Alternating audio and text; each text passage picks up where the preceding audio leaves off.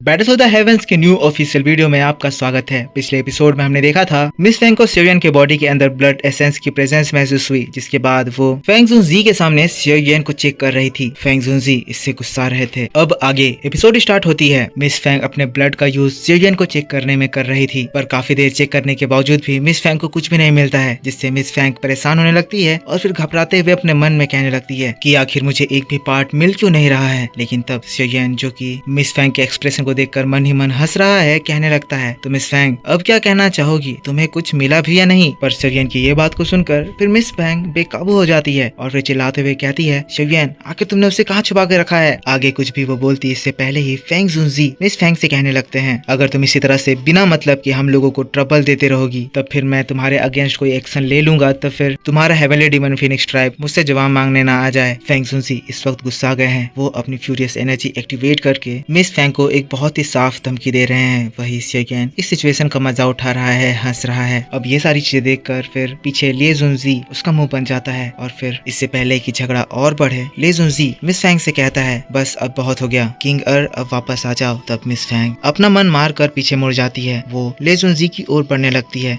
लेकिन फिर से एक बार सियोयन की ओर मुड़कर धमकी देते हुए कहती है, सियोयन तुम्हें लगता है कि आज तुम बच गए, पर मैं तुमसे ये कहना चाहती हूँ कि इस मैटर को मैं ऐसे ही जाने नहीं दूंगी, तुम्हें इसका हर जाना जरूर भुगतना होगा। मिस फेंग वहाँ से तेजी से जा रही थी, लेकिन तभी फिर सियोयन उसको रोकता है, कहता है, मिस फेंग इतनी हड़बड़ी में कहाँ चली। लगता है विंड लाइटनिंग पवेलियन की चीफ की डिसाइपल होने की वजह से तुम्हारे अंदर भी विंड लाइटनिंग पवेलियन वाली क्वालिटीज आ गई है, इसीलिए तो जो तुमने प्रॉमिस करा था उसे पूरा किए बिना अपने वर्ड से पीछे मुड़कर जा रही हो। क्या तुम्हारे लिए चीफ ले जुनजी का भी कोई इज्जत नहीं है। तुमने इसके सामने मुझे सॉरी बोलने का प्रॉमिस किया था। ये बात सुनकर मिस फेंग रुक जाती है। अब ये इंसिडेंट होते ही ऊपर से सभी लोग बातें करने लगते हैं, तो वाकई में ये विंड लाइटनिंग पवेलियन के लोग इतने ज्यादा चीफ हैं कि सभी के सामने अपनी कही हुई बात से पीछे मुड़ जाते हैं। देखो ना ये किस तरह से सियोयन को चैलेंज करी थी, जिसके बाद ये उसके बॉडी से वो ब्लड एसेंस नहीं ढूंढ पाए, तब भी वो मुंह उठाकर बिना सॉरी बोले वहां से जा रही है। इन लोगों की तो कोई इज्जत ही नहीं है। अब यहाँ पर ये सभी लोग इन लोगों की बुराई कर रहे हैं, जो ले जुनजी और मिस फेंग दोनों को ही सुनाई दे रहा है। अब इतनी बेइज्जती होने के बाद तो मिस फेंग यहाँ से जा ही नहीं सकती थी, इसीलिए वो अब सियोयन की ओर मुड़कर बड़े धीरे आवाज में कहती है, आज का ये मैटर मेरी गलती थी। फेंग चिंग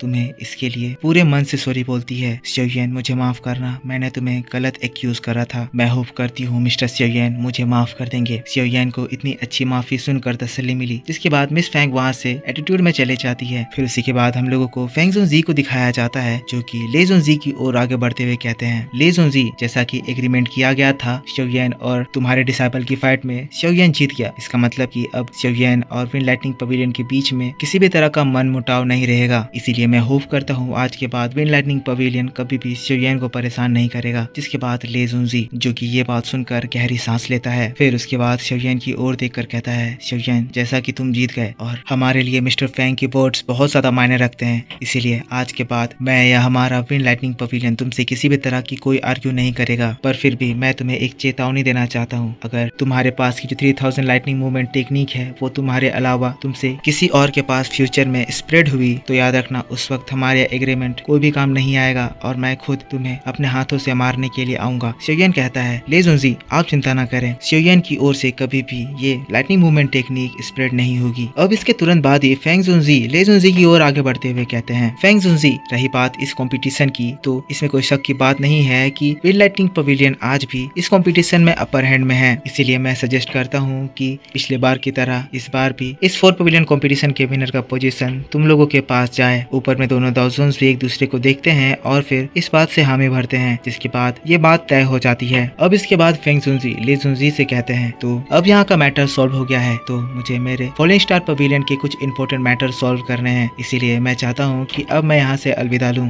जिसके बाद दोस्तों फेंग जुनजी के हाथों से एक विंड बाहर निकलती है, जो कि फेंग जुनजी प्लस सियोयन दोनों को ही अपने फोर्स से हवा में उड़ा देती है। जिसके बाद वो लोग वहाँ से दूर आसमान की ओर निकल जाते हैं। अब इन लोगों के जाने के बाद बहुत देर तक ये ले जुनजी और फेंग किंग उन लोगों को ऊपर देखते रहते हैं, लेकिन फिर ये ले जुनजी फेंग से कहता है, किंगर तो तुम्हें जो सियोयन के अंदर फील हुआ था क्या तुम उसके लिए श्योर हो। किंगर कहती है, मास्टर मैंने जो फील किया था उसमें मैंने कोई भी गलती नहीं करी थी, पर पता नहीं क्यों मैं उसे उसके शरीर में नहीं ढूंढ पाई। ले जुनजी कहता है, सबसे पहले अब तुम अपने एंशिएंट फिनिक ब्लड ट्राइब के पास इस ब्लड एसेंस की खबर भेजो। अगर तुम्हारी बात सच हो गई तो चाहे फॉलन स्टार पवेलियन सियोयन को बचाने के लिए ही क्यों ना आए, heavenly heavenly demon finish tribe के स्ट्रेंथ के सामने वो भी मिट्टी में मिल जाएंगे। अब दोस्तों इसके बाद हम लोगों को फेंग जुनसी, शिवयन, मुकिन और लिनयान की ओर दिखाया जाता है। ये लोग बहुत ही आराम से हवा में आगे बढ़ रहे थे, लेकिन तभी अचानक से शिवयन के शरीर में एक जोरदार झटका लगता है। ये इफेक्ट दोस्तों इतना ज्यादा स्ट्रॉन्ग था कि शिवयन की हालत खराब हो जाती है और उसको लिनयान को संभालना पड़ता है। शिवयन की आवाज को सुनकर फेंग जुनसी और मुकिन रुक जाते हैं। फेंग जुनसी शिवयन से कहते हैं, शिवयन क्या तुम इंजर्ड हो गए हो? शिवयन की हालत देखते हैं तो कहते हैं, हमें कहीं पे रुकना होगा। और फिर अगला सीन होता है, फेंग जुनसी शिवयन को लेकर एक पहाड़ के बीच में आ गए हैं। शिवयन यहाँ पर मेडिटेशन पोजीशन में बैठा हुआ है, जहाँ इसके बॉडी से ग्रीन एनर्जी बहुत तेजी से इवॉल्व हो रही है। शिवयन यहाँ पर दोस्तों काफी ज्यादा तड़प रहा है। लिनयान को कोई भी आइडिया नहीं है कि शिवयन को क्या हुआ, पर वो शिवयन के लिए परेशान हो रहा है। इसीलिए फेंग जुनसी से कहता है, शिवयन को आखिर क्या हुआ है, ये ऐसे क्यों बिहेव कर रहा है? लेकिन तभी हम लोगों को शिवयन को दिखाया जाता है, जो कि एक हैंड साइन करता है और फिर शिवयन के पाम से 3 ब्लड एसेंस के ड्रॉप बाहर निकल आते हैं। जैसे ही वो बाहर निकलते हैं, वहाँ पर एक जोरदार धमाका होता है। धमाका इतना स्ट्रॉन्ग कि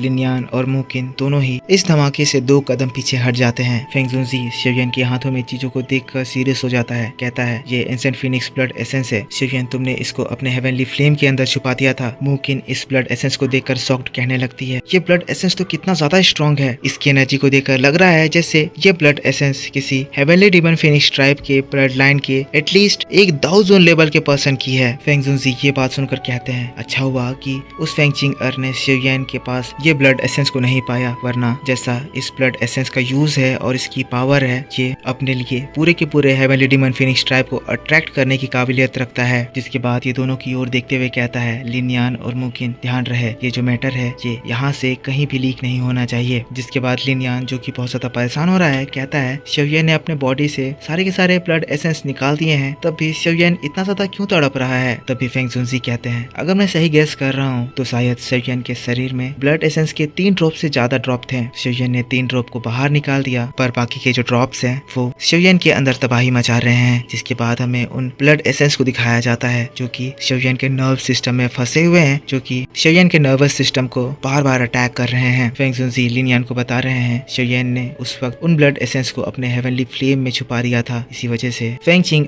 कितनी भी कोशिश करी शिवयन के शरीर में वो उसे नहीं ढूंढ पाई। पर शिवयन का जो हेवनली फ्लेम है उसका टेम्परेचर इतना ज्यादा हाई है कि वो उस ब्लड एसेंस को तोड़ दिया, जिसकी वजह से वो ब्लड एसेंस इतने ज्यादा वोलेटाइल हो गए कि वो अब शिवयन के पूरे शरीर में घूम रहे हैं। और जितना कि मुझे लगता है अब शिवयन इसको निकाल नहीं पा रहा है। शिवयन यहाँ पर दोस्तों अपने आप से गुस्सा रहा है, कह रहा है, आखिर ये क्या हो रहा है? मैंने तुम्हें पिछली बार रिफाइन करा था, पर अब तुम मेरे बॉडी के अंदर इतना ज्यादा तबाही क्यों मचा रही हो? जिसके बाद शिवयन अपने शरीर में एक न्यू टेक्निक आजमाता है, गैदर फॉर्मेशन, जिसमें शिवयन अपने हेड से अपने फुट के टो तक हेवनली फ्लेम को अप से डाउन लेकर जाता है। ऐसा वो 3 से 4 बार करता है, जिसकी वजह से हेवनली फ्लेम उसके पूरे शरीर में फिर से घुसकर छोटे छोटे टुकड़ों में बिखरे हुए उस ब्लड एसेंस को कैद करते हुए एक वेसल में डाल देती है। पर वेसल में कैद होने के बावजूद भी वो ब्लड एसेंस बहुत ही ज्यादा वोलेटिलिटी दिखा रही है। शिवयन डिसाइड करता है कि जल्दी से इसे इनको रिफाइन करना होगा। जिसके बाद शिवयन अपनी दाव की एनर्जी वेसल की ओर भेजता है और वेसल से फिर अपने बॉडी में उसको रिफाइन करने लगता है। थोड़ी देर तो ये प्रोसेस बहुत ही आराम से चलता है, पर शिवयन का शरीर जैसे जैसे स्ट्रॉन्ग हो रहा था और जितनी ज्यादा क्वांटिटी में ये इस ब्लड एसेंस को रिफाइन कर रहा था, अचानक से ये रिफाइनिंग अग्रेसिव हो जाती है और शिवयन की बॉडी को फिर से एक झटका लगता है। शिवयन एनर्जी को संभालने की कोशिश कर रहा है, कह रहा है ये एनर्जी तो बहुत ही ज्यादा वोलेटाइल और बहुत ही ज्यादा बढ़ गई है, अब मैं क्या करूं? और फिर दोस्तों हम देखते हैं रेड एनर्जी शिवयन के शरीर को घेर लेती है। जैसे ही वो इसको रिफाइन कर रहा था, उससे फील होता है कि इस बार शिवयन जिस ब्लड एसेंस को रिफाइन कर रहा है वो पिछले बार से बहुत ज्यादा वोलेटाइल है और बहुत ही ज्यादा स्ट्रॉन्ग है। तुरंत ही दोस्तों शिवयन का बॉडी अपीयरेंस चेंज होने लगता है और जैसे ही ये चीज फेंग जुनसी और बाकी लोग देखते हैं, फेंग जुनसी शॉक्ड हैरान होकर कहते हैं, क्या शिवयन उस ब्लड एसेंस को खुद से रिफाइन करने की कोशिश कर रहा है? जैसा कि मुकिन ने पहले बताया था कि वो ब्लड एसेंस 1000 या उससे ऊपर के लेवल के पर्सन का है। उस ब्लड एसेंस को भी रिफाइन करने के लिए ऑलमोस्ट उसी लेवल के पर्सन की जरूरत पड़ेगी। मुकिन कहने लगती है, शिवयन जो अब इस ट्रैप में फंस गया है, अगर वो इसको रिफाइन नहीं कर पाया तो शिवयन की बॉडी ब्लास्ट कर जाएगी, पर अगर उसकी बॉडी इसको रिफाइन कर ली तो उसके अंदर बहुत ही खतरनाक चेंजेस आएंगे, उसकी स्ट्रेंथ बहुत ज्यादा बढ़ जाएगी। लिनयान हंसते हुए कहता है, ये तुम कैसी बात कर रही हो? ये बस एक मैजिकल बीस्ट का ब्लड एसेंस ही तो है और एक ब्लड एसेंस शिवयन को मार सकता है। ये बात थोड़ी बचकानी नहीं लग रही है? वैसे भी ये सिचुएशन तो देखो, हमारे साथ अभी द मोस्ट पावरफुल दाउजोन फेंग जुनसी हैं, वो शिवयन को जरूर ही बचा लेंगे। कोई ना कोई तरीका तो होगा जिससे शिवयन को बचाया जा सकेगा। मुकिन तब कहती है, शिवयन को बचाने का सिर्फ एक ही रास्ता है, अगर उसकी बॉडी से हम लोग फोर्सफुली ब्लड एसेंस को बाहर निकाल दें। पर ये प्रोसेस बहुत ज्यादा रिस्की है। अगर हम बाहर से एक्सटर्नल फोर्स लगाकर उसके ब्लड एसेंस को निकालेंगे तो इससे शियोयन को बहुत ही सीरियस इंजरीज हो सकती है, जिससे वो कभी भी रिकवर नहीं कर पाएगा। फेंग जुनजी कहते हैं अगर ऐसी बात है तो हमें शियोयन के लिए वेट करना चाहिए। मुझे विश्वास है शियोयन जरूर ही खुद से उसको रिफाइन कर सकेगा। हमें बस थोड़ा देर वेट करना है और लास्ट तक देखना है। जिसके बाद मुकिन से कहता है मुकिन मैं चाहता हूँ कि तुम इस माउंटेन के बाहर चली जाओ, यहाँ इस जगह को प्रोटेक्ट करो ताकि कोई भी इस प्रोसेस के दौरान यहाँ पर डिस्टरबेंस ना क्रिएट करे। मुकिन और लिनियान फिर दोनों ही उस जगह से बाहर निकल आते हैं। मुकिन उस जगह पे अपने मैजिक से एक बैरियर बनाती है जो कि शियोयन और फेंग जुनजी को बाहर के वर्ल्ड से पूरी तरह से आइसोलेट कर देता है। जिसके बाद फिर हम लोगों को शियोयन को दिखाया जाता है जिसकी बॉडी में चेंजेस होने स्टार्ट हो जाते हैं। सबसे पहले तो हम देखते हैं कि जो ब्लड एसेंस का रेड एनर्जी है वो शियोयन के ब्लड वेसल्स पे भारी पड़ रहा है। यहाँ पर वो शियोयन के डीएनए पे भी अटैक करता है, जिसके बाद धीरे धीरे करके शियोयन के डीएनए में चेंजेस आने लगती हैं। अब दोस्तों किसी के डीएनए में चेंजेस करना ये कोई मामूली बात नहीं है और इससे शियोयन को बहुत ज्यादा तकलीफ होती है। शियोयन दर्द से बहुत ही जोर से चिल्लाता है और इसकी दहाड़ से पूरा का पूरा ये माउंटेन गूंज उठता है। यहाँ पर फेंग जुनजी शियोयन को देखकर कहने लगते हैं लगता है मुकिन ने जो कहा था वो हो रहा है। देखकर समझ में आ रहा है कि शियोयन की बॉडी अब इस इनॉर्मस एनर्जी को कभी भी हैंडल नहीं कर पाएगी। तभी हम लोग शियोयन को देखते हैं जो कि खून की उल्टी करने लगता है। यहाँ पर वो सफोकेट कर रहा है और फिर देखते ही देखते शियोयन के बॉडी में शियोयन के न्यू नर्व्स साफ दिखाई देने लगते हैं। यहाँ पर जो रेड एनर्जी शियोयन के नसों में घुल गई है वो शियोयन के चेहरे से बाहर निकल जा रही है। मतलब कि उन नर्व्स का साइज बढ़ रहा है, जिससे वो नर्व्स शियोयन के शरीर के स्किन को फाड़ कर बाहर निकल रही है। हम लोगों को शियोयन के बॉडी के अंदर दिखाया जाता है जहाँ पर लगातार डीएनए में चेंजेस हो रहे हैं। वही जिस वेसल में शियोयन अपने बॉडी के अंदर उन ब्लड एसेंस को रिफाइन करने की कोशिश कर रहा है वो भी बहुत ज्यादा धमाकों की वजह से कमजोर हो जा रहे हैं। शियोयन तड़प रहा है, कह रहा है लगता है मैं अब मरने वाला हूँ, मैं इसको हैंडल नहीं कर सकता हूँ और अगर मेरा इससे कंट्रोल छूट जाएगा तो मेरी बॉडी एक्सप्लोड कर जाएगी। तभी दोस्तों शियोयन का कंट्रोल छूटने का पहला फेज स्टार्ट होता है। शियोयन के पूरे बॉडी से रेड एनर्जी बाहर निकल रही है और वो दर्द से चिल्ला रहा है। फेंग जुनजी जब ये चीज देखते हैं कहने लगते हैं मुझे लगता है शियोयन की लिमिट एक्सीड हो गई है और ये एंशिएंट फिनिक्स एसेंस ब्लड अब शियोयन की बॉडी को एक्सप्लोड करने वाला है। मुझे ये होने से पहले इस एसेंस ब्लड को शियोयन की बॉडी से बाहर निकालना होगा। फेंग जुनजी अपने दाओजून एबिलिटीज यूज करता है। उसके हाथों में हम लोग बहुत ही स्ट्रॉन्ग एनर्जी देखते हैं। वो कह रहा है ये मेरे दोस्त याओ चैन का डिसाइपल है और ये ऐसे मेरे हाथों में नहीं मर सकता है। पर इससे पहले कि फेंग जुनजी उस पावर को यूज करता तभी वो शियोयन को देखता है जो कि अचानक से उस पूरे एनर्जी को कंट्रोल कर लेता है। उसके पीठ से बोन विंग्स बाहर निकल आते हैं। अब बोन विंग के बाहर निकलते ही शियोयन अपने मुट्ठियों को टाइट करता है और फिर बोन विंग्स में थंडर एनर्जी बनने लगती है। पता चलता है कि शियोयन की जो ये एक्स्ट्रा एसेंस ब्लड एनर्जी थी वो उन बोन विंग्स के अंदर एंटर करने लगते हैं। शियोयन के फेस से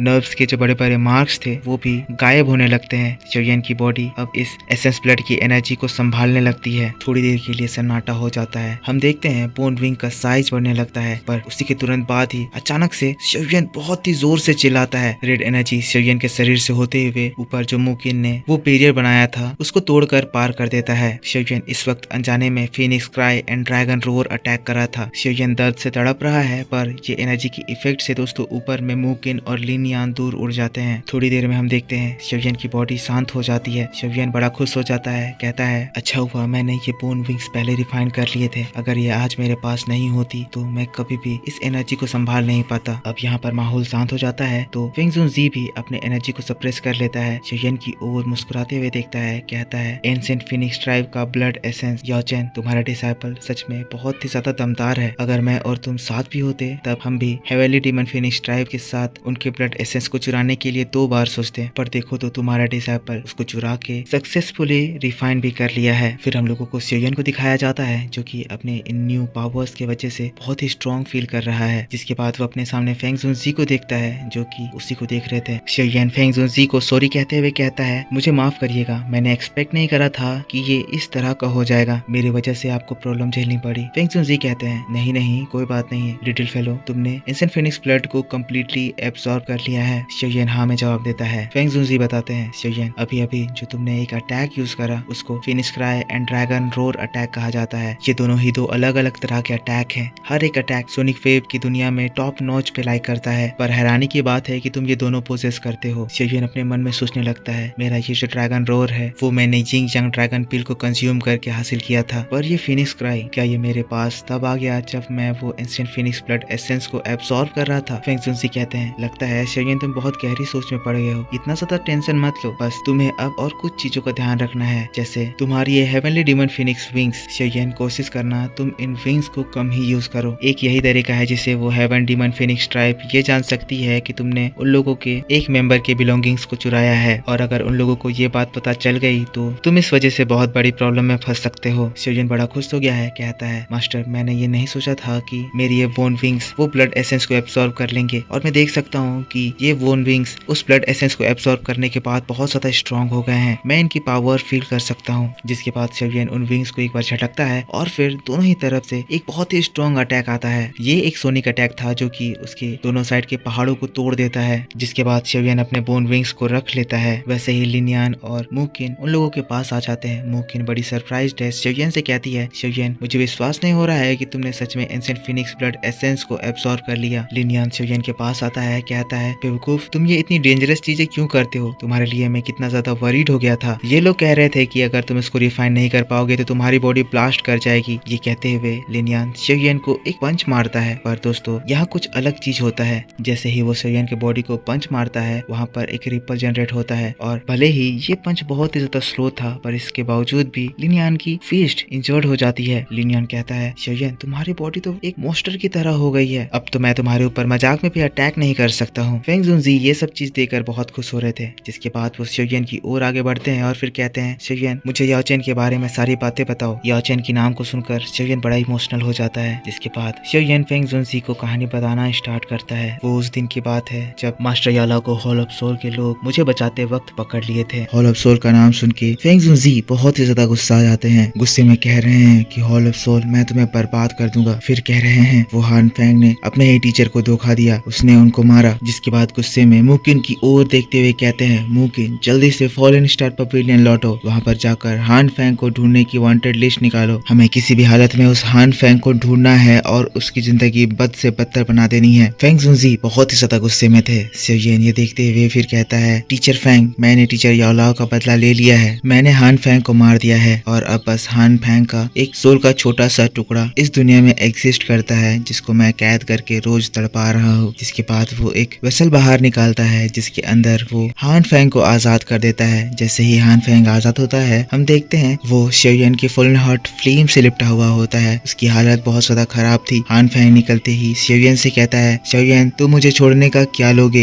लेकिन वैसे ही उसकी नजर बगल में फेंग जुनजी की ओर जाती है। देखकर वो घबरा जाता है पर यहाँ फेंग जुनजी अपनी पावर को एक्टिवेट करते हुए हान फेंग को मारने के लिए बढ़ रहे होते हैं। फेंग जुनजी इतने ज्यादा गुस्से में हैं, इनकी बॉडी से वेव आफ्टर वेव उठ रहे हैं। हान फेंग ये देखकर एकदम घबरा गया है, उसके पैर हाथ डर से कांप रहे हैं। वो डरते हुए फेंग जुनजी से कहता है, फेंग जुनजी रुक जाइए, लेकिन फेंग जुनजी जो नहीं रुक रहे थे ये देखकर हान फेंग जान बचाकर वहाँ से भागने लगता है। हान फेंग थोड़ा दूर ही ऊपर उड़ा था तभी हम लोगों को एक धमाका सुनाई देता है। धमाका इतना ज्यादा स्ट्रॉन्ग था कि वो उस पूरे के पूरे पहाड़ को तोड़ देता है। ये अटैक फेंग जुनजी का था। पर दोस्तों हम देखते हैं कि अटैक जो था वो हान फेंग को नहीं लगता है, पर उसको ये वार्निंग दी जाती है कि अगर तुम भागने की कोशिश करे तो तुम्हारा हालत ऐसा हो सकता है। हान फेंग उसके बगल में बड़ा सा होल देखकर एकदम घबरा जाता है। अब उसकी और आगे हिलने की भी हिम्मत नहीं हो रही है। लेकिन तभी फेंग जुनजी अपने सक्शन फोर्स से हान फेंग को खींच लेता है। हान फेंग की गर्दन फेंग जुनजी के हाथों में होती है जिसको वो लगातार दबा रहा है, फिस्ट कर रहा है। गुस्से में फेंग जुनजी कह रहे हैं, तू नमक हराम शैतान, तुम्हारी इतनी हिम्मत हो गई कि तुम अपने टीचर के ऊपर अटैक कर दिए। फेंग जुनजी हान फेंग के गर्दन को दबाते हुए उसको मारने की कोशिश कर रहे हैं। हान फेंग दर्द से करहा रहा है, कह रहा है, फेंग जुनजी प्लीज प्लीज मेरी बात सुनो, ये मेरी गलती नहीं थी, मुझे मत मारो। पर फेंग जुनजी अपनी पावर को एक्टिवेट करता है, कहता है, मेरे दोस्त याओ चेन से जो गलती हो गई थी आज मैं उससे सुधारूंगा, मैं तुम्हें इसी वक्त मार दूंगा। अटैक करने वाला था लेकिन तभी शेरियन उसको रोकता है, कहता है, टीचर फेंग हमें इसकी अभी भी जरूरत है, सिर्फ यही जानता है कि हॉल ऑफ सोल ने टीचर को कहाँ कैद करके रखा हुआ है। हान फेंग भी एकदम घबराते हुए कहता है, हाँ हाँ ये सही बोल रहा है, मैं आपको बता दूंगा, प्लीज मुझे मत मारो। अब इसकी बात को सुनकर फिर फेंग जुनजी अपने पावर को सप्रेस करता है। फिर गुस्से में कहता है, बताओ मेरे दोस्त याओ चेन को वो लोग कहाँ रखे हैं। हान फेंग बोलना स्टार्ट करता है, याओलाओ को हॉल ऑफ सोल ने सेंट्रल प्रोविंस के वेस्टर्न रीजन के नेदरवर्ल्ड सिटी में इम्प्रिजन करके रखा हुआ है। उस नेदरवर्ल्ड सिटी में एक हॉल ऑफ सोल का ब्रांच है। फेंग जुनजी कहते हैं, अच्छा ये बात है, मैंने नहीं सोचा था कि नेदरवर्ल्ड सिटी में हॉल ऑफ सोल का एक ब्रांच होगा। ठीक है आगे बताओ, उस ब्रांच हॉल में हॉल ऑफ सोल के कितने एल्डर्स हैं। अब दोस्तों हॉल ऑफ सोल के एल्डर्स से मतलब कि 10 1000 लेवल के पर्सन, मतलब कि हॉल ऑफ सोल में एल्डर पोजीशन में आने के लिए एक पर्सन को एटलीस्ट 1000 लेवल पे आना पड़ता है। हान फेंग घबराते हुए कहता है। एक फेंग जुनजी फिर कहता है, हान फेंग तुम्हें सच में लगता है कि मुझे हॉल ऑफ सोल के बारे में कुछ भी नहीं मालूम होगा? हॉल ऑफ सोल के एक ब्रांच में एटलीस्ट 2 एल्डर रहते हैं, और रही बात उस ब्रांच होल की, तो उसमें यालाओ जैसा इतना स्ट्रॉन्ग एंड टैलेंटेड अल्केमिस्ट है। और तुम्हें लगता है मैं तुम्हारी इस बात पे विश्वास करूंगा कि याओ चेन के लिए वो लोग अपने उस ब्रांच होल में सिर्फ एक ही एल्डर रखेंगे? हान फेंग तुम अभी भी अपनी चालाकी करना नहीं छोड़ रहे हो। फेंग जुनजी हान फेंग के गर्दन को दबाते हैं, थोड़ा मरोड़ते हैं, जिसके बाद शेवियन की ओर फेंक देते हैं। कहते हैं इसको रख लो, फ्यूचर में ये हमारे काम आ सकता है। अब शेवियन जो यहाँ पर फेंग जुनजी की बात को सुना कि हान फेंग इन लोगों को चकमा देने या फिर इन लोगों को फंसाने की कोशिश कर रहा था, शेवियन भी गुस्सा जाता है। जिसके बाद वो हान फेंग को उस वेसल में डालकर फिर फुल हर्ट फ्लेम को उसके अंदर डाल देता है, जो कि वापस से हान फेंग को एक दर्दनाक लाइफ स्टाइल देना कंटिन्यू करती है। जिसके बाद फिर शेवियन फेंग जुनजी से कहता है, क्या आप और टीचर हॉल ऑफ सोल से पहले कभी दुश्मनी किए हुए थे? फेंग जुनजी तब शेवियन को बताते हैं, कुछ समय पहले मैंने ये बात सुनी थी कि हॉल ऑफ सोल किसी एक बहुत ही बड़ी अल्केमिसी सेरेमनी का प्रिपरेशन कर रहा है। ये उन लोगों का बहुत बड़ा प्रोजेक्ट है जिसमें बहुत ही टैलेंटेड और ताकतवर अल्केमिस्ट पार्ट लेने के लिए आ रहे हैं। जब याओ चेन सेंट्रल प्लेन में था तब मैं और याओ चेन एक बार हॉल ऑफ सोल से इनकाउंटर करे थे। उस वक्त हम लोगों ने हॉल ऑफ सोल के साथ दो हाथ करे, पर मुझे लगता है कि उस फाइट के दौरान ही उन लोगों को याओ चेन के पावर्स के बारे में पता चला। इसी वजह से याओ चेन को बाद में वो लोग टारगेट किए और हान फेंग के द्वारा याओ चेन की मौत हो गई। मुमकिन जिसके बाद कहती है, याओ चेन क्या वो वही याओ चेन है जो कि हमारे फॉलन स्टार पवेलियन के ग्रैंड मास्टर हैं, एक्सक्लूसिव लीडर, जो कि बहुत सालों से फॉलन स्टार पवेलियन से लापता है? शेवियन भी शॉक्ड कहने लगता है, मास्टर याओलाओ एक पवेलियन मास्टर थे? तब फिर फेंग जुनजी बताता है, पहले याओ चेन और मैं फॉलन स्टार पवेलियन को एक साथ बनाए थे। हमारे चीफ की पोजीशन में याओ चेन बैठा हुआ था, पर याओ चेन को कभी भी फॉलन स्टार पवेलियन के मामले में उतनी दिलचस्पी नहीं थी, इसलिए वो हमेशा से बाहर ही रहता था। पर कुछ बैड थिंग्स हुए जिसके बाद याओ चेन कभी भी सेंट्रल प्लेन में नहीं दिखा, और अभी भी उसके लिए फॉलन स्टार पवेलियन के चीफ का पोजीशन खाली रखा गया है। जिसके बाद वो सीरियस होते हुए कहते हैं, देखो सभी लोग मेरी बात ध्यान से सुनो, याओ चेन के लिए हम लोग रेकलेस नहीं हो सकते हैं। यहाँ पर जो भी बात हुई